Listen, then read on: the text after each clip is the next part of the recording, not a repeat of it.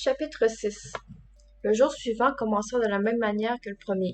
On se leva et on s'habilla à la lumière, mais ce matin-là, nous fûmes dispensés de la cérémonie du lavage, car l'eau était gelée dans les bassins. La veille au soir, il y avait eu un changement de température.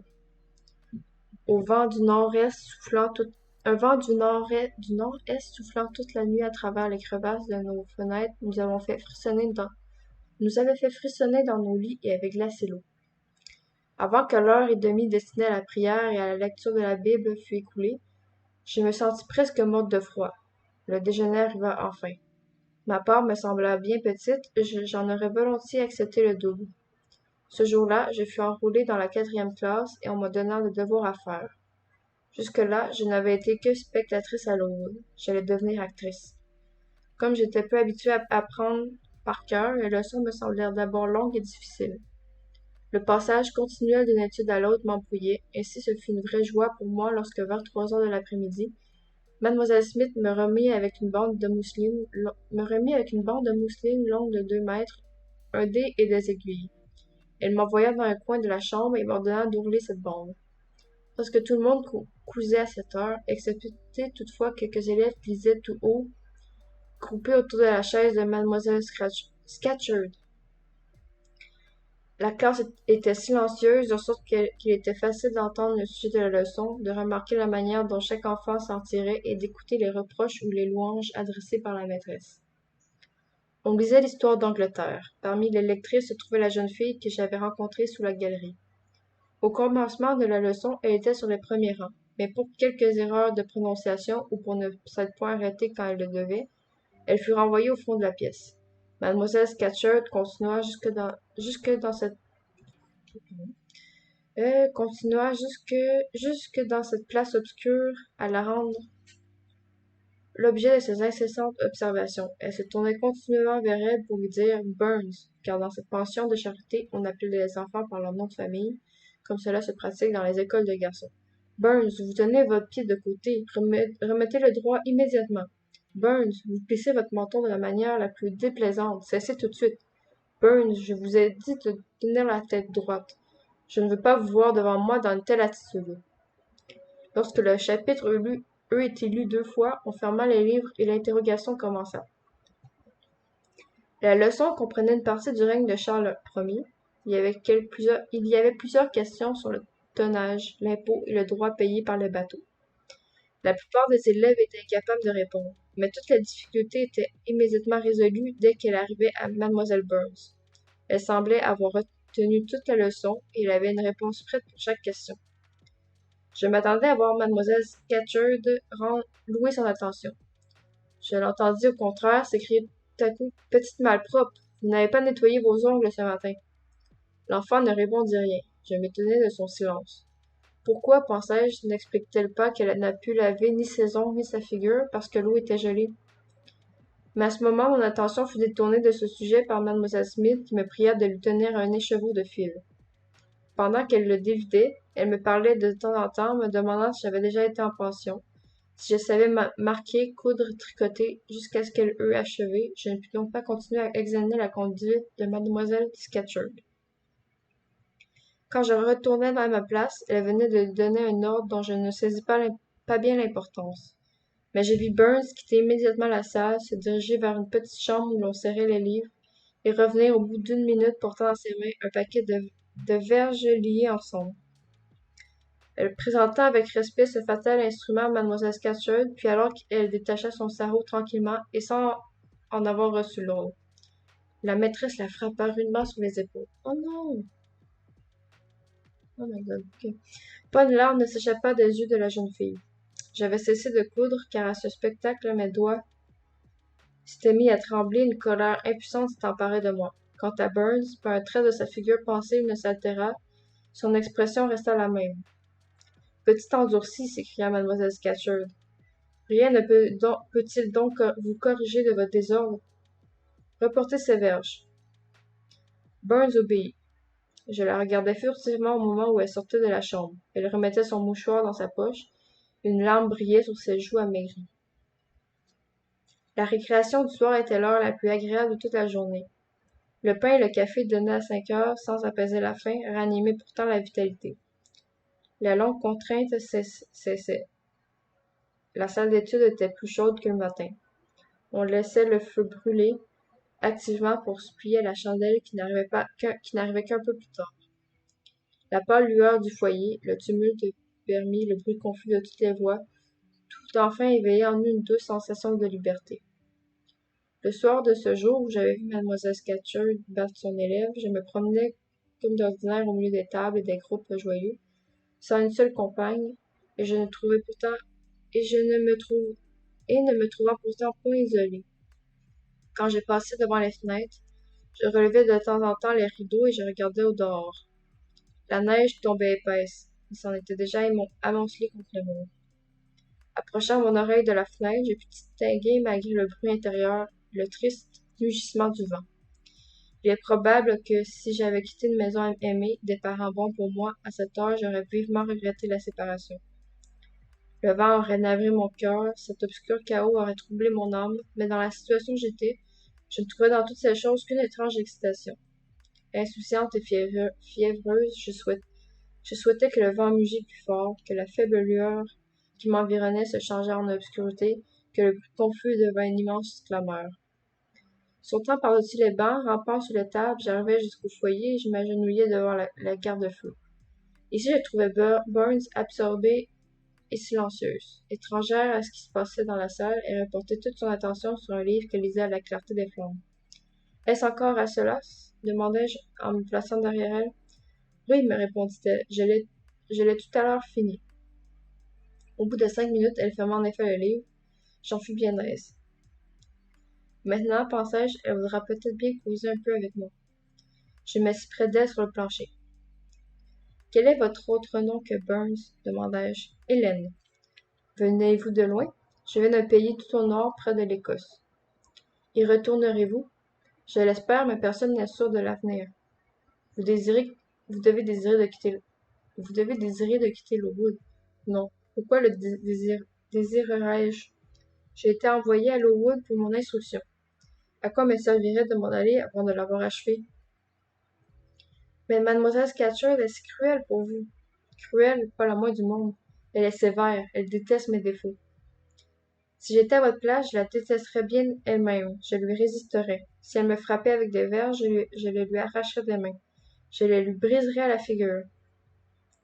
Il est probable que non, mais si vous le faisiez, M. Brocklehurst vous chasserait de l'école et ce serait un grand chagrin pour vos parents. Il vaut bien mieux supporter patiemment une douleur dont vous souffrez seul que de commettre un acte irréfléchi dont les fâcheuses conséquences pèseraient sur toute votre famille. Et d'ailleurs, la Bible nous ordonne de rendre le bien pour le mal. Mais il est dur d'être frappé et d'être envoyé au milieu d'une pièce remplie de monde, surtout à votre âge. Je suis beaucoup plus jeune que vous et je ne pourrais jamais supporter. Et pourtant, il serait de votre devoir de vous y résigner, si vous ne pouviez pas l'éviter. Ce serait mal et lâche à vous de dire « je ne puis pas » lorsque vous sauriez que cela est dans votre destinée.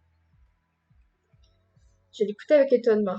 Je ne pouvais pas comprendre cette doctrine de résignation et je pouvais encore moins accepter cette indulgence qu'elle montrait pour ceux qui la châtiaient.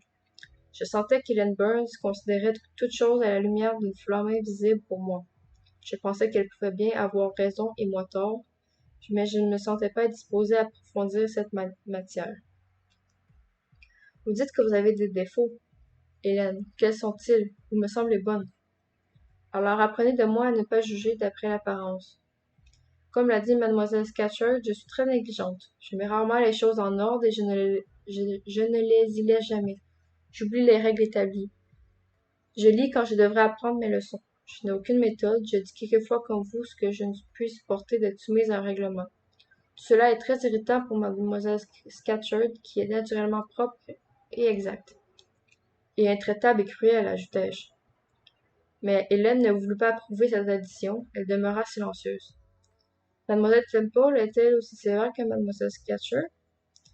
En entendant elle prononcer le nom de mademoiselle Temple, un doux sourire vint éclairer sa figure sérieuse. Mademoiselle Temple, dit-elle, est remplie de bonté. Il lui est douloureux d'être sévère, même pour les plus mauvais élèves. Elle voit mes défauts et m'en avertit doucement. Si je fais quelque chose digne de louange, elle me récompense libéralement. Une preuve de ma nature défectueuse, c'est que ces reproches si doux, si raisonnables, n'ont pas le pouvoir de me corriger de mes fautes. Ces louanges qui ont tant de valeur pour moi ne peuvent m'exciter au soin et à la persévérance. C'est étonnant, m'écriai-je. Il est si facile d'être soigneuse. Pour vous, je n'en doute pas. Le matin, pendant la classe, j'ai remarqué que vous étiez attentive. Votre pensée ne semblait jamais errer pendant que mademoiselle Miller expliquait la leçon et vous questionnait, tandis que la mienne s'égare continuellement. Alors je devrais écouter mademoiselle Scatcherd et recueillir assidûment tout ce qu'elle dit. Je n'entends sûrement même plus le son de sa voix. Je tombe dans une sorte de rêve. Je pense que je vois que je suis dans le Northumberland. Je prends le bruit que j'entends autour de moi pour le murmure d'un petit ruisseau qui coulait près de notre maison. Quand vient mon tour, il faut que je sorte de mon rêve, mais comme pour mieux entendre le ruisseau de ma vision, je n'ai point écouté ce qu'on disait. Je n'ai pas de réponse prête. Et pourtant, comme vous avez bien répondu ce matin, c'est un peu hasard, le sujet de la lecture m'intéressait. Au lieu de rêver à mon pays, je m'étonnais de ce qu'un homme qui aimait le bien pût agir aussi injustement, aussi follement que Charles Ier.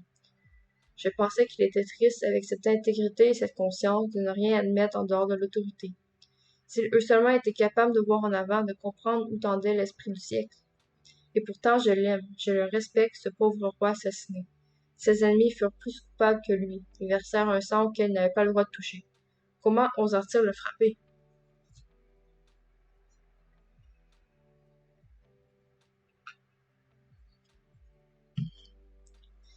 Hélène parlait pour elle. Elle avait oublié que je n'étais pas à même de la comprendre, que je ne savais rien, ou du moins presque rien à ce sujet. Je la ramenai sur mon terrain.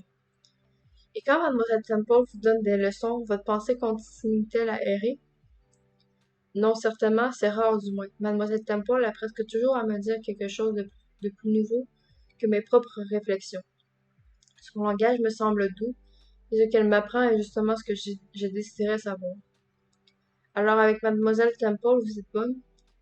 Oui, c'est-à-dire que je suis bonne passivement. Je ne fais point d'efforts, je vais où me guide mon penchant. Il n'y a pas de mérite dans une telle bonté. Un grand contraire, vous êtes bonne pour ceux qui sont bons envers vous. C'est tout ce que j'ai jamais désiré. Si l'on obéissait à ceux qui sont cruels et injustes, les méchants auraient trop de facilité. Rien ne les effraierait plus et ils ne changeraient pas. Au contraire, ils deviendraient de plus en plus mauvais. Quand on nous frappe sans raison, nous devrions aussi frapper durement. Si durement, nous devrions aussi frapper rudement. Si rudement que la personne qui a été injuste ne fut jamais tentée de recommencer. Quand vous serez plus âgé, j'espère que vous changerez d'idée. Vous êtes encore une enfant et vous ne savez rien. Mais je sens, Hélène, que je détesterai toujours ceux qui ne m'aimeront pas, quoi que je fasse pour leur plaire, et que je résisterai à ceux qui me puniront injustement.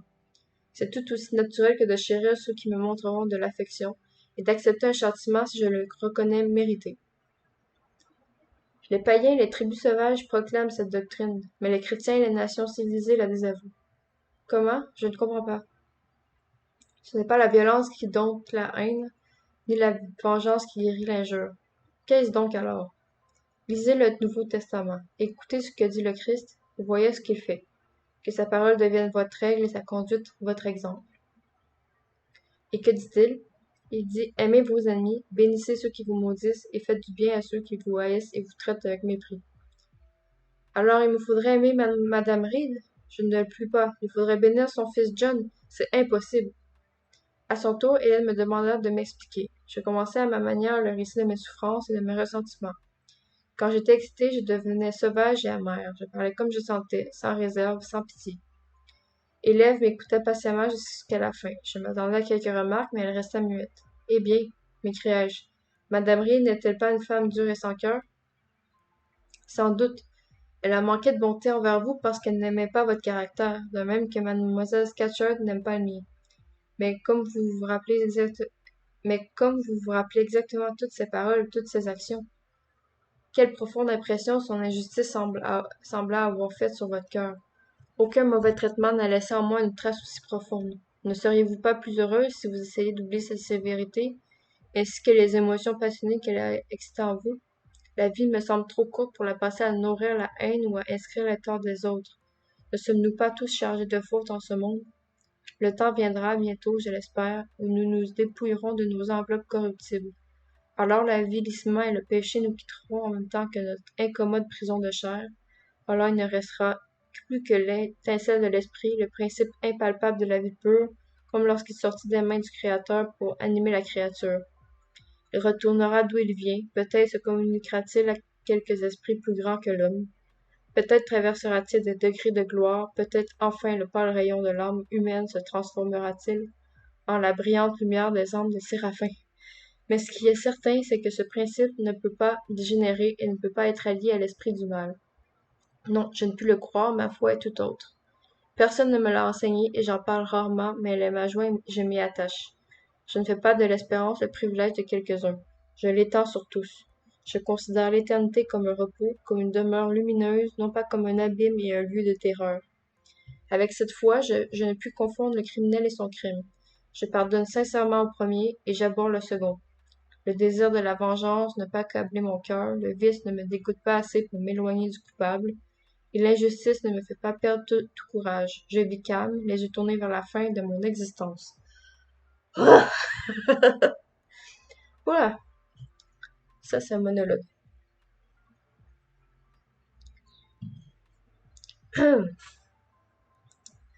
La tête d'Hélène s'affaissait de plus en plus à mesure qu'elle parlait. Je vis par son regard qu'elle ne désirait plus causer avec moi, mais plutôt s'entretenir avec ses propres pensées.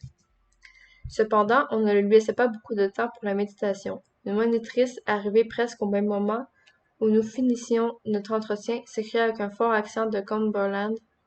Hélène Burns, si vous ne mettez pas vos tiroirs en ordre et si vous ne pliez pas votre ouvrage, je vais dire à mademoiselle Scatcherd de venir tout examiner. Hélène soupira en se voyant contrainte de renoncer à sa rêverie. Elle se leva pourtant et sans rien répondre, elle obéit immédiatement. Fin du chapitre 6.